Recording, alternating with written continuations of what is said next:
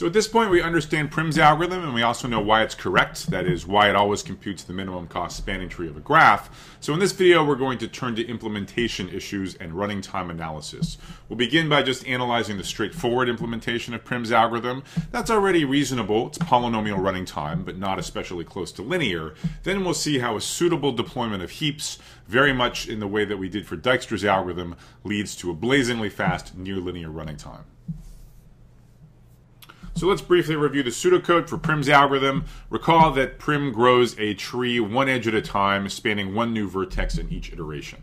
So it maintains two sets, capital X, a set of vertices that have spanned so far, and capital T, these are the edges we've committed to thus far. They start out by just being some arbitrary vertex little s, and the empty set, and in each iteration of this main while loop, we add one new edge to the tree, and whatever new vertex that edge spans, we add that to capital X. The algorithm terminates when we're spanning all of the vertices, and as we've seen, it halts not just with a spanning tree, but with a minimum cost spanning tree. So suppose we just literally implemented this algorithm as is. What would be the running time? Well, the initialization step takes only constant time, so let's ignore that. So then we just have this one loop. So let's just ask how many iterations does the loop take, and how much time is needed to execute each iteration. Well, the number of loop iterations is going to be exactly n minus 1, so where n is the number of vertices. X starts out with one vertex, it terminates when it has all n vertices. How much work do we need to implement each iteration? Well, essentially what each iteration is doing is a brute force search through the edges. It's looking for the edges that have one endpoint inside X and one endpoint outside, and amongst those it just remembers the cheapest. And it's easy to see that you can implement each iteration in O of m time, where m is the number of edges. For example, you can just, with each vertex, associate a Boolean variable that keeps track of whether or not it's in the set capital X. That way, when you see an edge, you know whether it's crossing the frontier or not in constant time. So putting it together, O of n iterations with O of m work for each gives us a running time of O of m times n. So this running time is already nothing to sneeze at. As we discussed, graphs can have an exponential number of spanning trees. So this algorithm is doing far less work than examining each of these spanning trees. It's homing in polynomial time to the minimum cost one. So that's pretty cool. But remember the mantra of any algorithm designer worth their salt. Confronted with a solution, you should always ask, but can we do better? And can we do better than running time O of m times n? We can, as we'll see in the rest of this video.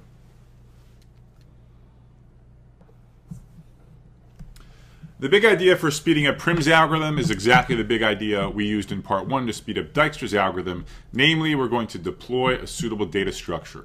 So what data structure seems like it might be a good idea for making Prim run faster? Well, what's happening in the main workhorse while loop of Prim's algorithm? Over and over again, we keep needing to do a minimum computation. Amongst all edges crossing the frontier, we need to find the cheapest one.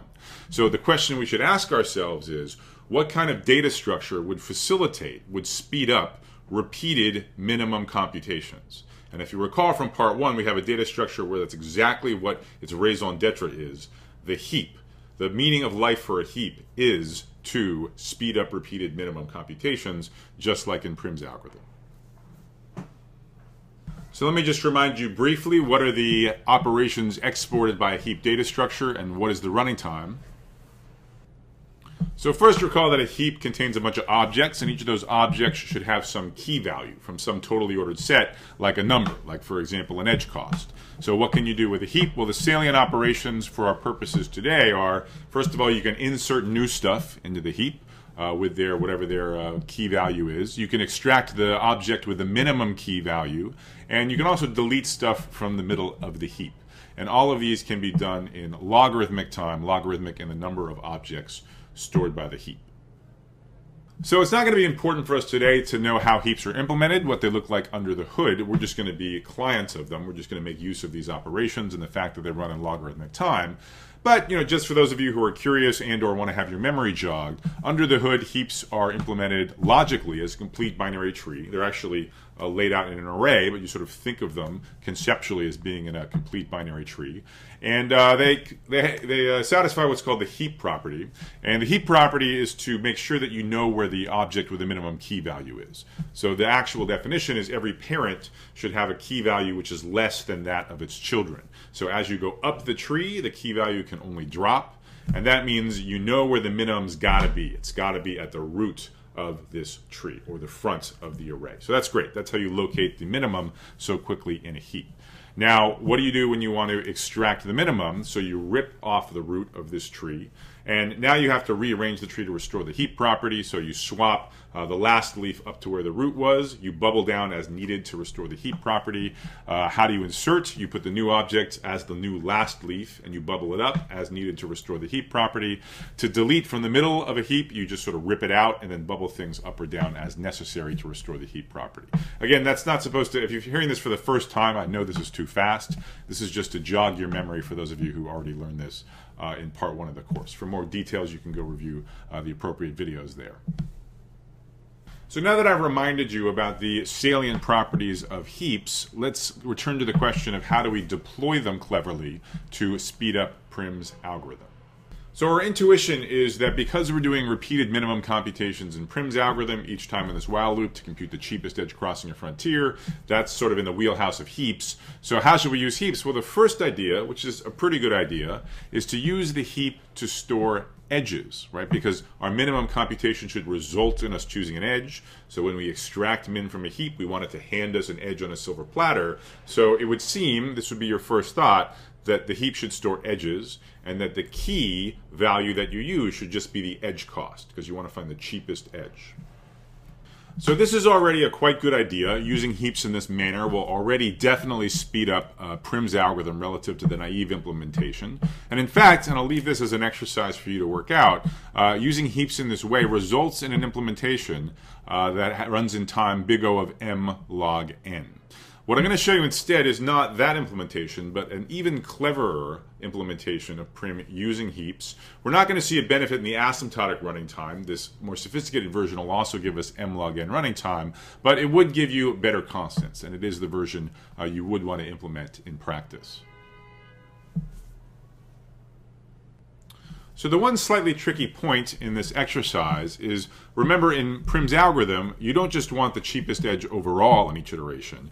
You want the cheapest edge which crosses the current cut, that has one endpoint in each of x and v minus x. And when you use heaps in this way, it might hand you on a silver platter an edge which is cheap, but isn't necessarily crossing the frontier. So you need some extra checks to ensure that you're always finding the minimum edge and that that edge crosses the frontier between x and v minus x. So I'll leave it to you to work out the details of this implementation in the privacy of your own home. What I want to spend our time together on instead is this somewhat more sophisticated, more practical way to use heaps. And for those of you who remember our fast implementation of Dijkstra, this will be very familiar to you. It'll be the same kinds of ideas that we used for Dijkstra. And the key point is, instead of using the heap to store edges, we're going to use it to store vertices. So in a bit more detail, our plan is going to be to maintain two invariants. The first invariant is going to describe what the heap contains. The second invariant is going to be what the key values of those heap objects are. So as I said, we're now going to be storing vertices in the heap, not edges. Which vertices? Exactly the vertices that we don't yet span, the vertices of v minus x. The motivation here is that rather than getting on a silver platter the edge in which to add next to the tree, we're going to get from the heap on a silver platter the vertex that we're next going to add to capital X. So the second invariant tells us what the key values of these vertices in v minus x are supposed to be, and we're going to define them to be the cheapest cost of an edge incident to this vertex that crosses the current frontier. So I think a picture will make this definition clear. So consider some snapshot of Prim's algorithm at some iteration. We have our vertices x that we're already spanning. We have our vertices v minus x that we're not spanning. And remember, the elements of the heap by invariant 1 are exactly the vertices on the right-hand side, the vertices of v minus x. So we're trying to define the key value for some vertex in the heap. So some vertex v, which is on the right side, which is not in x. And so what we do is we look at the edges incident on this vertex v that go back to the left-hand side. So edges incident to v that are crossing the frontier. And there may be, of course, be many such edges. And the invariant we want to maintain is that the key value for this vertex V is the cheapest of all the incident edges crossing the frontier, or in this picture, the key should be equal to 2.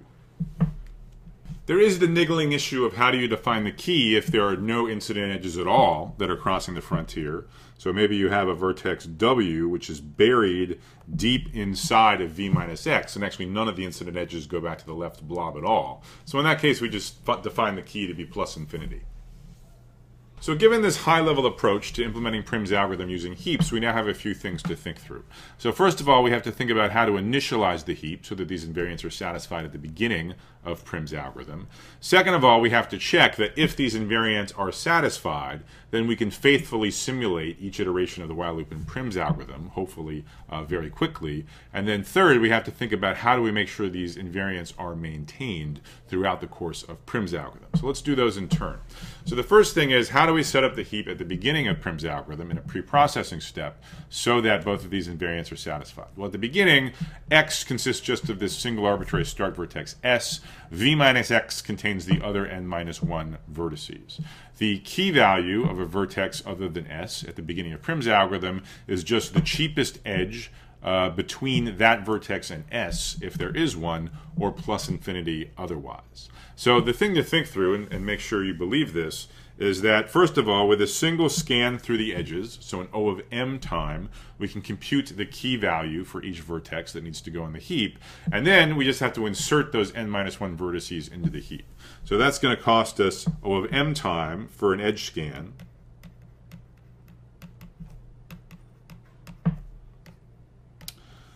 And then n log n for the inserts.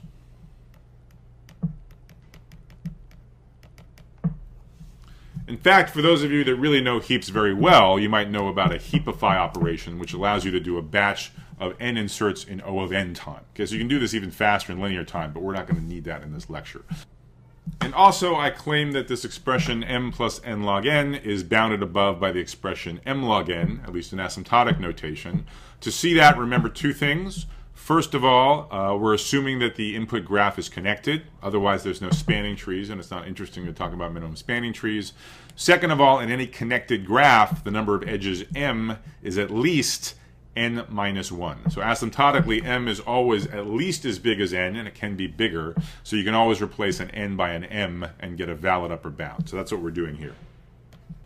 The second issue we need to think through is how do we faithfully simulate each iteration of the while loop in Prim's algorithm given that these two invariants hold. So this issue is going to work out beautifully really by construction. We set up our heap and we set up our definition of keys so that extracting min from the heap in an iteration is a faithful simulation of the brute force search in the naive implementation of Prim's algorithm. So specifically, assuming that these two invariants hold, when we invoke extract min from this heap, what it provides to us on a silver platter is the next vertex, not yet an X, the next vertex that we should add to X in this iteration. And moreover, the cheapest edge incident to that vertex crossing the frontier is the one that we should be adding to the set T in this iteration. And the way to think about this fact is to think of us as essentially simulating the brute force search in the naive implementation using a 2-round knockout tournament. So in the straightforward implementation of Prim, the way we think of it is we just do a scan through all the edges crossing the frontier, and we remember the winner. We remember the smallest cost of them all.